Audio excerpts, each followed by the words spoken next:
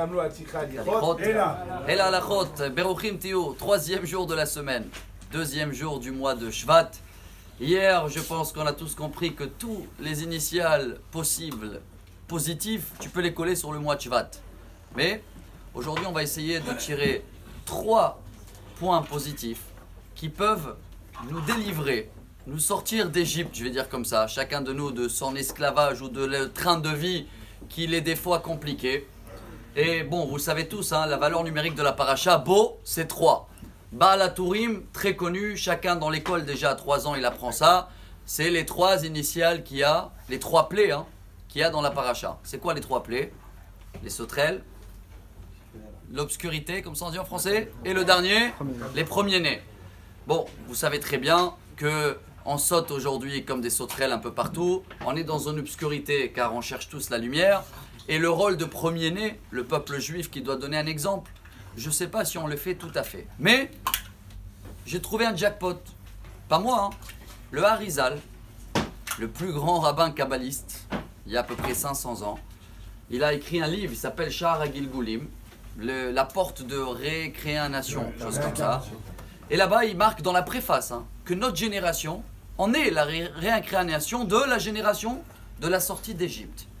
Eh bien, comme eux, ils ont juste eu 3 points, selon le Midrash, que grâce à ça, ils ont été sauvés. Pas compliqué, pas chercher maintenant, commencer à jeûner tous les jours et aller prier toute la journée. Non, viens, on va voir qu'est-ce qu'ils ont fait eux, que grâce à ça, ils ont eu le mérite de sortir.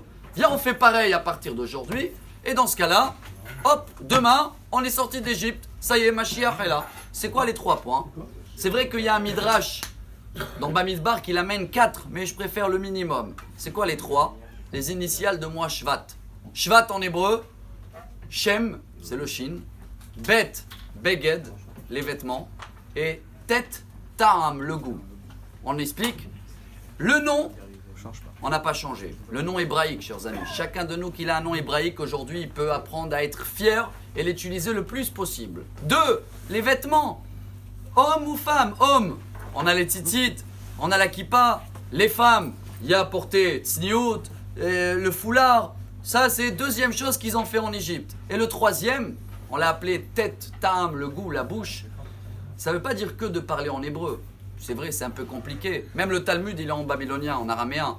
Mais essayez tous les jours de trouver un petit goût pour une mitzvah qu'on fait. Pourquoi je fais ça comme ça? Et quand on va chercher toujours dans les sources, on va trouver que tous les halachot, ils ont une raison et il y a un goût. Chers amis, à partir d'aujourd'hui, j'essaye de prendre ces 3 points-là. Shvat, Shem, mon nom hébraïque, je suis fier. Mes vêtements, kippa, tzitzit, et se couvrir la tête, s'habiller tsniout, je le fais. Et chaque jour, j'essaye de trouver 3 minutes pour donner un petit goût ou quelque chose que je peux améliorer dans le contact avec Dieu. Et dans ce cas-là, comme ils ont sorti à l'époque dans cette paracha-là, et très très vite, chacun de nous va sortir de l'esclavage, je vais dire comme ça, et on va plus sauter comme des sauterelles, et on va plus avoir l'obscurité, et on va donner un bon exemple comme un premier-né doit être. Bonne journée. Amar Rabbi Elazar.